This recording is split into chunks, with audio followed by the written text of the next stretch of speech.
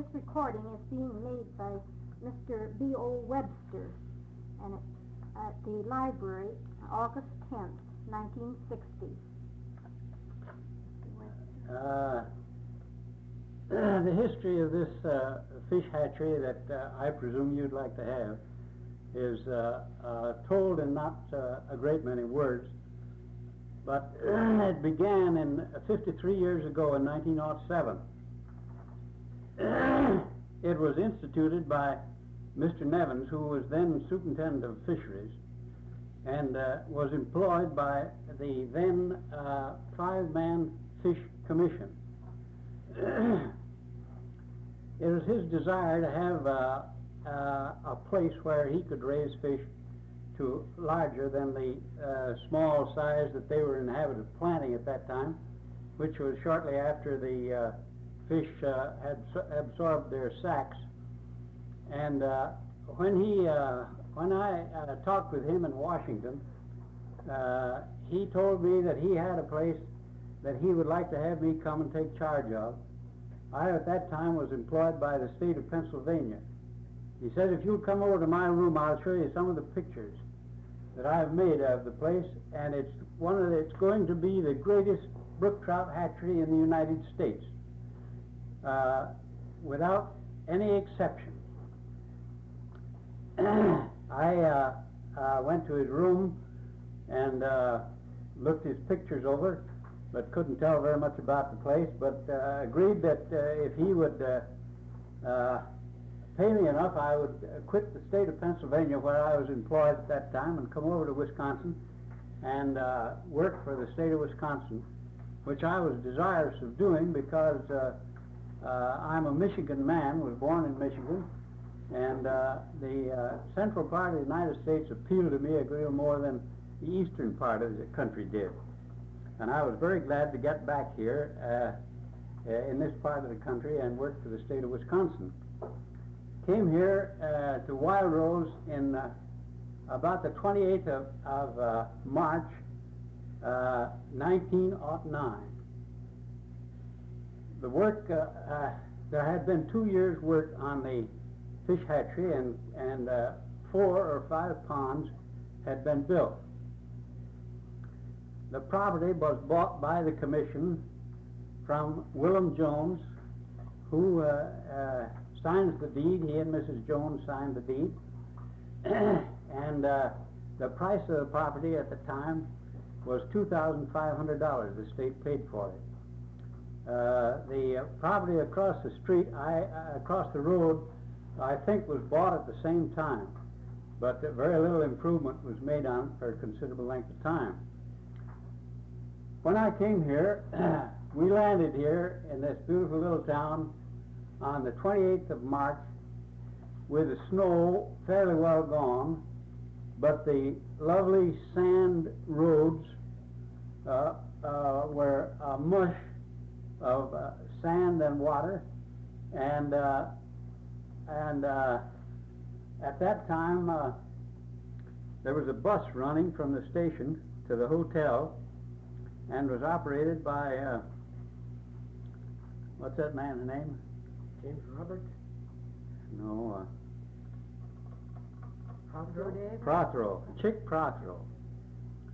And the hotel was run then by the Uptons. Many men who traveled at that time traveled by railroad, and they knew what was necessary to get to the hotel without having to walk, and they all got out of the train quickly and filled the old bus full, and Mrs. Webster and my daughter and old man Nevins and I had to walk from the depot to the hotel. All of us caught cold and were sick as we could be afterward. Our goods had been shipped from Pennsylvania and were stored in the little old house that is on the other side of the street, other side of the road from the hatchery. And we took up our abode there. And I well remember the entrance to the building that we made with Mr. Nevins, and he was very much pleased with the attitude of my wife, who didn't say a word about what she saw. Because as we went into the house, there was a large place where the plaster had fallen off of the room. And I know that if Mrs. Nevins had been introduced to a place like that to live in, she would have probably did something to Mr. Nevins. But Mrs. Webster never said a word, and Nevins was very much impressed and spoke about it at different times afterward. We took up our abode there, and I commenced to operate the fish hatchery and built some ponds. And one of the remarks that Mr. Nevins made to me when he spoke about our going to look at the pictures in Washington was that when this hatchery was built and completed, there never would be a trout planted from it until it was fingerling size. Well, about 2 years afterward, he and I were walking around the ponds, and I said, I guess it was more than 2 years afterward, but one time afterward when I was up here with him, I said, do you remember what you said to me in Washington about getting the fish planted out of this place? And never a one until they were fingerling size. And he looked over at me and he says, yes, and we've been awful glad to get them planted with their sacks on. The fact of the matter was that we found out after a year or so that this water in this fish hatchery here is not adapted for the propagation of brook trout at all. And eventually the propagation of brook trout has been completely discontinued, and brown trout and rainbow trout have been hatched here since then. That was a great disappointment to Mr. Nevins, I know.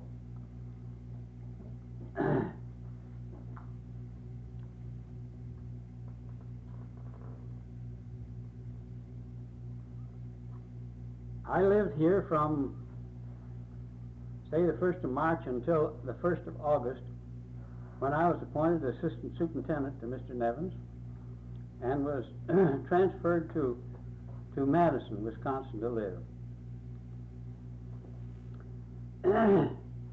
And at the time of my transfer, Mr. Zalzman, who was then in charge of the fish hatchery at Bayfield, was transferred down here. We discovered when we moved into the house that it was populated with almost everything that was known to be disagreeable in a household, including bed bugs and snakes and mice and ants and, well, anything else you can think of. When Zalzman moved in, he wrote me and said, I never knew I had so many ants before. Zalzman, I presume some of you remember him, was a loud-spoken man, and when he'd go to the house to telephone, which he had to do if he wanted to telephone downtown, he'd holler so loud that the boys who were working on the grounds said to him one day, why do you use the telephone? They can hear you downtown without you using the telephone. Well, Zalzman stayed here for a while, and then I can't remember just who followed Zalzman, but it seems to me it was Mr. Ben Durkee. But previous to my coming here, Mr. Henry Sykes had charge of the work here and did the building of the ponds that were made up to the time I came. Since there has been several men, including Cliff Hills and I don't remember the name of the man who is here now, but I had several men from here, from this station, that were promoted to take charge of stations in other parts of the state, including one of your local boys, Lucy Stewart, who has in fact, just been retired, and a party was given for him just a short time ago.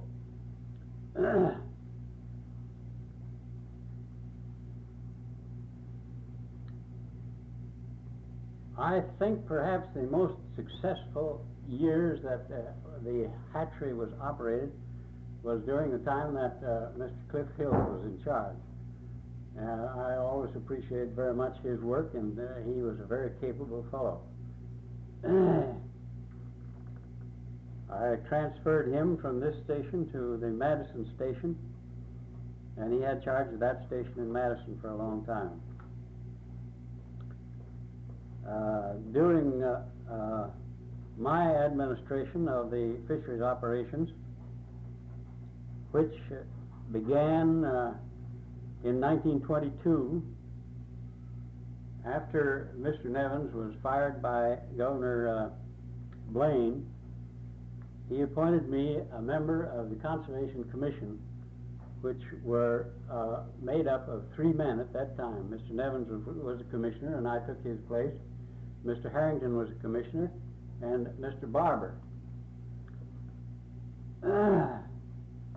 I meant to mention some of the men that were on the old Fish Commission that were with Mr. Nevins, or that Mr. Nevins was working under during the time this hatchery was built. I only remember a few. There was a 5-man commission, but I can remember only 3 of them. One was Mr. Burns of La Crosse, and Dean Burge of Madison, and a laundryman. What in the world was his name now?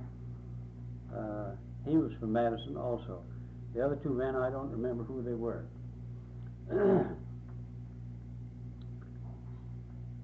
This fish hatchery has been advertised as one of the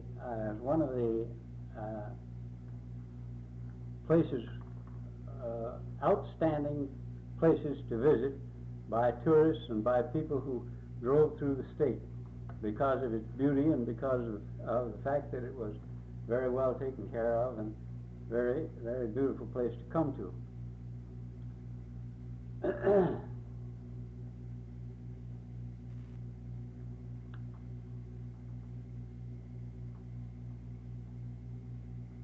Well, I don't know what else I can tell you about it, I'm sure, unless you have some questions to ask. I think it'd be interesting, Mr. Webster, to tell about the old fish car they used to distribute fish. That was interesting program. At the time that I came into the state, we had a fish car that we used to keep here at Wild Rose. We had a car barn, and during the time it was not being used, we used to keep the railroad car here. The car was built under the instructions of Mr. Nevins by the Pullman Company in Chicago at a cost of $13,500.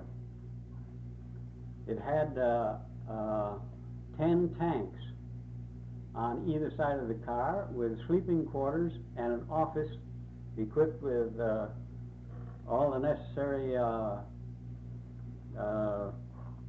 things to do writing and take care of the correspondence and so forth that had to be carried on the car, as well as to be used as a dining room with sleeping quarters for 7 men.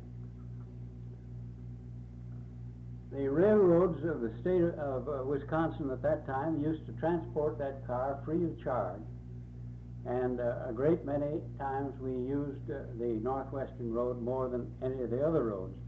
and we got great accommodations from them. One of the interesting things about the handling of that car was that we would run it into Milwaukee at the fair time with a big load of fish for exhibition purposes.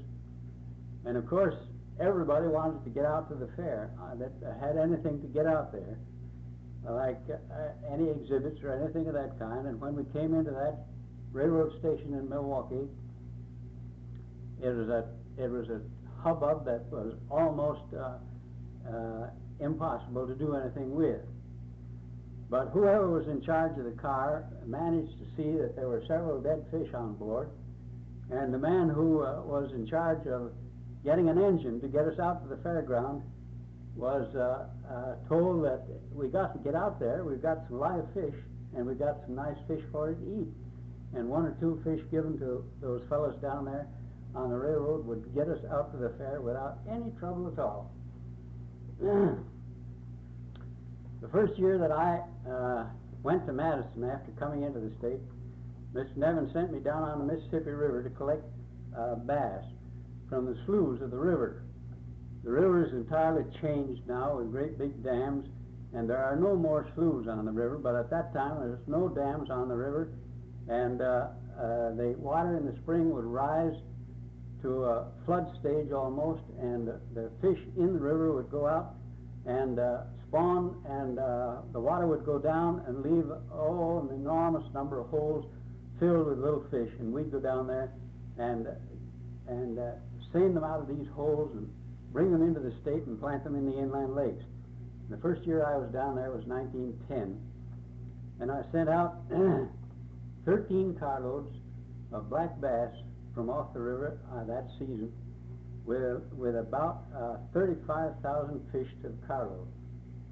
In fact, there were so many bass taken away from the river that year that the editor of the paper at La Crosse got after Mr. Nevins and raised the dickens with him. And the next year he sent me over there and he said, go to that editor of the paper in La Crosse and tell him that you're going to plant all the fish back in the river.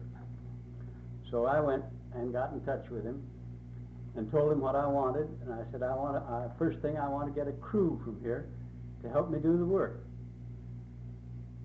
And he said, okay, I'll go with you and we'll round up a crew.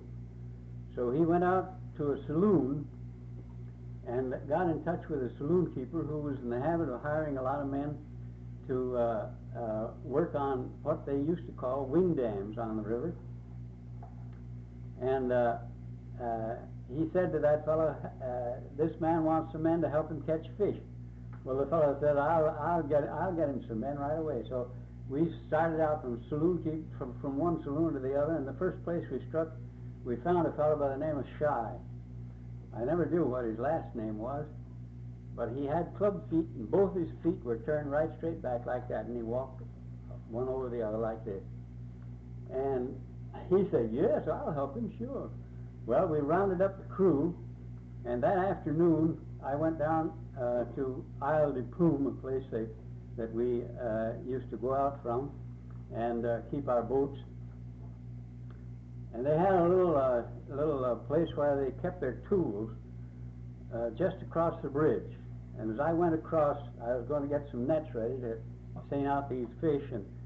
And as I went across, I saw the feet of somebody sticking out from behind this house. And I went out there and looked, and there was old Shy, drunk as he could be, laying there with his face up in the sun and the flies all over him. And I said to myself, well, there's one man anyway that won't be on hand tomorrow morning. And at 6 o'clock the next morning I went down to the boat, and there was Shy, all ready to work. And I never had a man who was a better man to work than that club-footed fellow. Well, the car, we ran over the state from place to place and planted fish all over the state. And in those days, Nevins never cared about how hard men had to work. The harder he could make a man work, the better he liked it. He used to tell one man who had charge of a fish hatchery at Sheboygan that you can come down to Madison now and spend your vacation and mow the swamp. and he had to mow the swamp with a scythe, and that was his vacation, and that was the way Nevins looked at things in those days. So, to keep these fish alive in these tanks, you had to dip the water with a dipper and hold it up like this, aerate it back and forth. And we had one man who used to start out from Genoa, Wisconsin at 3 o'clock in the afternoon and never get rid of his fish until the next afternoon. And he was constantly dipping those fish from 3 o'clock in the afternoon till 3 o'clock the next day. And he never failed to get his fish through in fine shape. Another question, Doctor? Well, might be interesting, the way they used to plant them. I know we used to order fish from the States, and we'd meet them with horses, and they came in milk cans. That's the way. That's the way we used to plant trout. Yeah. And instead of filling these big tanks up and putting the trout in them, we put them in cans, and put the cans in the tanks, and ship them all over the state. We did that from every hatchery. Anyone else got something to say, or anyone else got a question? I've run down. Is ready? Was Wild Rose one of the first hatcheries in the state? At the time that Wild Rose was established in 1907, there was a hatchery at Madison, Wisconsin, a trout hatchery at Madison, Wisconsin. There was a walleyed pike hatchery at Woodruff, Wisconsin, and there was a walleyed pike hatchery at Delafield, Wisconsin. And that's all the hatcheries there were in the state up to the time that Wild Rose was established in 1907. In 1944, when I retired, we had a hatchery at Westfield. We had a hatchery at Spooner, Wisconsin. Another one near Antigo. I'll add one more. At the time that Wild Rose was here, that was Bayfield. There was a station at Bayfield at the time that Wild Rose was established. But there was I established a hatchery at Walpaca over here, a bass hatchery, and I established a hatchery at Osceola, St. Croix Falls, and I've forgotten just how many there were when I was through. But there was Bayfield and Madison, and Wild Rose and Woodruff and Delafield, about 5 hatcheries, and I think there was about 15 when I got through. But the biologists at the present time, I think, have discontinued almost all of the hatcheries in the state of Wisconsin, believing that it isn't necessary to hatch and plant fish anymore. That's the idea that the boys that graduate from the university have with reference to the fishery operations. And I must tell you about one thing that's very sad to my heart, more so than anything else that has happened since I was retired in 1944. And that is the destruction, the absolute destruction of the lake trout fishing on Lake Michigan. You people here, while you used to get lake trout once in a while, I presume, were not so particularly interested in this particular question as people that were closer and had more access to the wonderful fish for the lake trout for eating. But several years before I was retired, efforts were made to discontinue the collection of lake trout and the propagation of lake trout on Lake Michigan in Wisconsin. One particular meeting that was held at Two Rivers, Wisconsin, by the commission,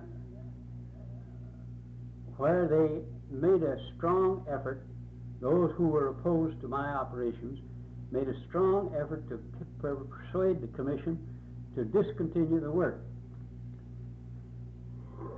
And I told them at that time, in fact, the chairman of the commission turned the meeting over to one man at Two Rivers by the name of Butch LaFawn, who was very much opposed to my operations on Lake Michigan. And he had about a dozen men testify and tell stories about what was being done and how we were destroying the lake trout and how detrimental it was and all this kind of stuff. And I sat there and got madder and madder, and finally I made up my mind that if the commission, if I had a chance to say anything to the commission, I'd give them both barrels, which he gave me a chance to do after the other fellows had gotten through.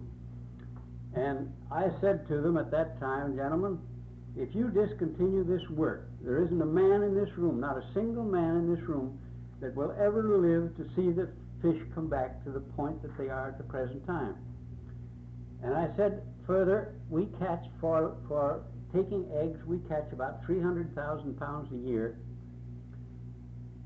And the commercial fishermen that we have on Lake Michigan catch about 5 million pounds every year for commercial purposes.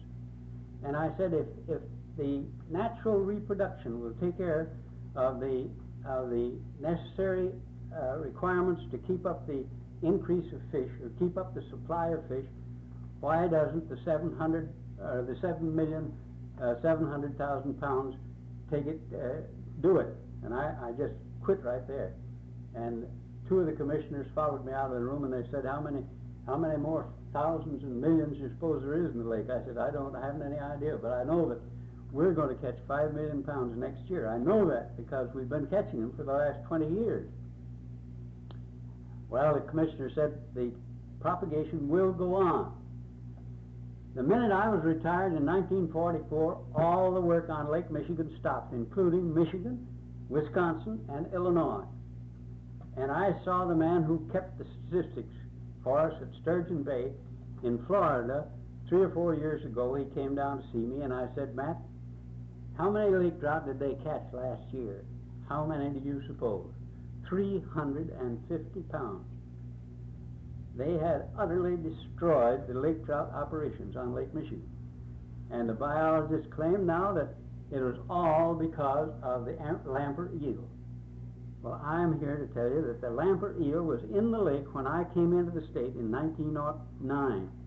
I saw plenty of evidence on the fishes that were caught in Lake Michigan at Milwaukee of lamprey eel at that time. But the little fish that we planted in the lake and kept planting in the lake ate up the lamprey eel and kept them down, and the minute they stopped the propagation, up went the lamprey eel and down went the trout. Another question? Do you know how they cite the wildlife hatchery happens to show me? Yes. I think I told you that. Because Mr. Nevins wanted a place where he could raise trout to fingerling size before planting them. And he was sure that this beautiful supply of water here at Wild Rose was just the thing to do it. And that's the reason he located here. There's another place just like this over at Wapaka. I don't know whether you've ever been over there to that place or not, but it's about 7 miles out of Wapaka. And we built a bass hatchery there, but it was trout water. It was good spring water, and came out of a hill just like it does here. They've discontinued that place entirely. It's one of the best places to raise smallmouth black bass in the United States. There's no other place in the United States to compare with the water that runs out of that spring up there at Wapaka. And Nevins wanted a place where he could raise fish to fingerling size, because at that time the practice was in all the states to get rid of the fish as soon as the sac was absorbed. Plant them in the streams and get rid of them, because it costs an awful lot of money to feed fish up to a larger size. But Nevins felt that it would pay to do it, and that he hoped to get money to do it. The most money that I ever had for the operations of the Fisheries Division in the 22 years that I was in charge down in Madison was about $325,000. the last report that I got from the last report that I remember of, the Fisheries Division of the Wisconsin had $8 million to spend. $8 million. And they shut down more than half of the hatcheries. And where does the money go? Another question? Have I answered all those things on that? Why have the ponds been,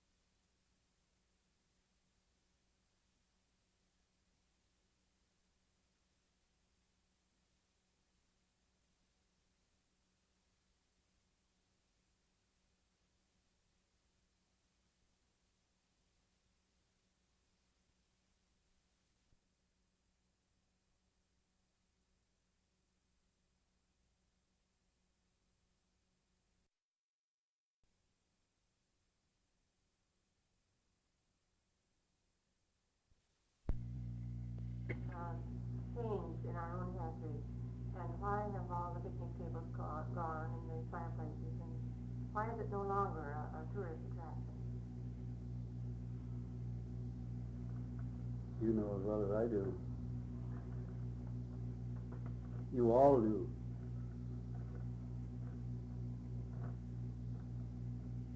The system has changed. The biologists have taken charge of things, and they don't believe in such things as that. They don't believe in keeping the grounds up or having the place look decent. It seems that the natural ponds would have been a much more logical place for raising the fish than these artificial cement troughs, Well, other than for convenience there, eyesore. It's, yes, uh, I don't understand why. I can't see why. I can't understand why they changed the program here unless it was because of the plan that we have at Osceola and St. Croix Falls. We have raceways up there rather than ponds. But the topography of the ground is altogether different. The conditions are altogether different, and everything is different in those other places than it is here. These ponds were originally built with stone banks, and we had two wonderful men here. One of them, John Gunther, was a man who was able to lay up a stone wall without any mortar or anything of that kind, this dry stone wall. But and it was very picturesque and very pretty and looked nice. And that was one of the reasons that Nevins wanted it built that way. But it was not practical. The fish would get in between the stones, and we'd lose lots of them. And it is much improved when all those stone walls were cemented up and all the holes were closed up. It is much better that way. But the cement raceways that they've built out there now, I don't know why they changed, I'm sure. Unless it just was to destroy the beauty of the place. And it certainly is such a looking place that I just said goodbye. I'll never go there again. But that's the condition of most of the places. Delafield was a beautiful place in the summer resort part of the country, and the ponds are now used for holding carp. And over here at Wapaka, they just don't do anything over there at all. There's a most wonderful place there to raise smallmouth bass, black bass in the United States. Then how is this fabulous amount of money being spent? Huh? How is this money being spent? Well, mostly on reports. I had about 60 or 70 people working for me, And I think there's about 200 or 300 working in the same job now. And they all make reports. And they all save those reports down in the Madison. They're all put in files down in Madison, never looked at or paid any attention to, and kept there for about 10 years, and then they're taken out to the fish hatchery and burned up. But we got to have reports. Everybody's got to make out long reports at all the fish hatcheries. Just keep busy, I guess. Isn't that the hatchery building being used for anything down here now then? I don't know whether it is or not. I presume that not the big building. I don't think the big building is being used at all. It may be in the spring for rearing a few trout, but there's a small building there where they do their hatching. I haven't been in the big building for a long, long time. I don't know just what is going on. But I'm more sorry about what was done to the lake trout operations on Lake Michigan than anything else in the whole operations. One of the boys, to give you an idea of how the practical men that I had working for me, I didn't have any men who had graduated the university in the biology department or any other department. All my men were local fellows picked up at the different places where the hatcheries were established, and all the information they had about the propagation of fish was what they learned from practical experience. And naturally, when these biologists came in and commenced to tell these fellows what to do and what not to do, which was probably in many instances contrary to their teaching and to their learning and to their information, why, they just naturally got mad. And one of the fellows down at Westfield got into a regular row with a biologist, and they called him names, and I don't know, he had a little fist fight with him. But anyway, he was reported by the biologist, and the officials in Madison suspended him for 10 days. And you can imagine how that fellow feels about biologists. I was down there one day and came along to the hatchery, and I hadn't seen this fellow for a long time, and I said, and the fellow in charge there said, "You want to congratulate this man." He said his wife just gave him a nice bouncing boy. And this fellow said to me, "Yes, I've got a wonderful boy." He says he was born so and so and so and so. And he says, "I'm going to give him a wonderful education. I'm going to send him down to Madison, and I'm going to have him take a biology course. And when he graduates that biology course, I'm going to take him out in the woods and shoot him." So you get an idea of how they felt about the biologist. Well, I guess that'll finish my little talk. Do you think there's any possibility of ever making the hatchery a beautiful place again where people would like to come and spend a Sunday afternoon? I very much doubt it.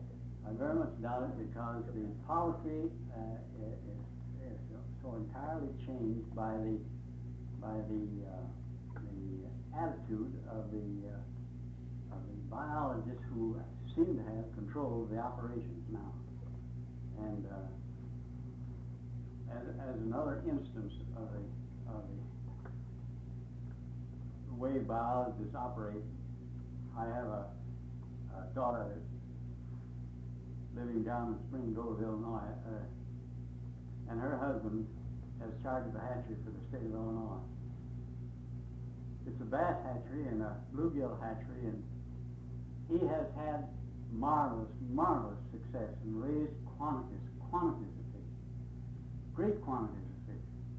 I've known him to fill up his hatchery and plant them out 4 or 5 or 6 times during the fall. The biologist came along last year and they poisoned all the ponds.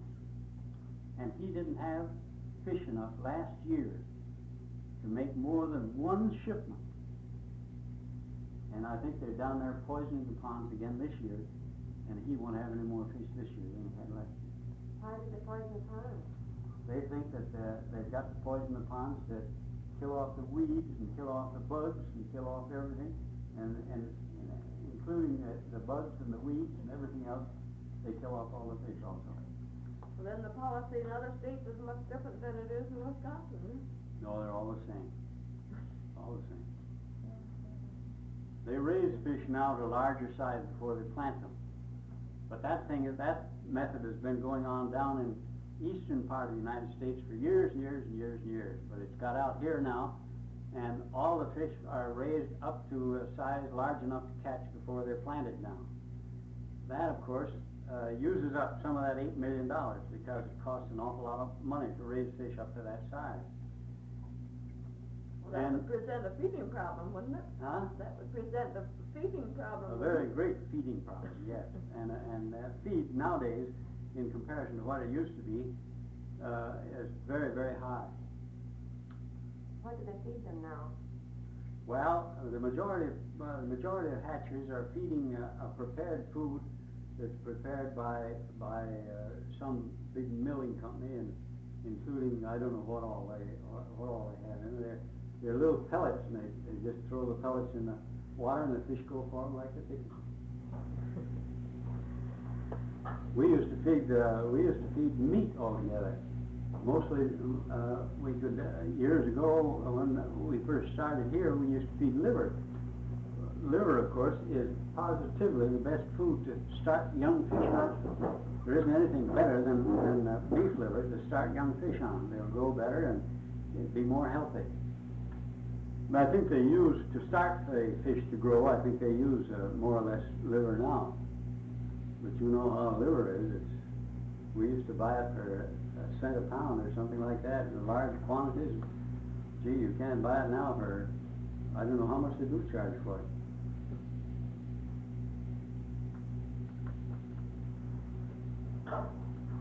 Well, we thank you, Mr. Webster, for that interesting talk. Well, you're very welcome, I'm sure.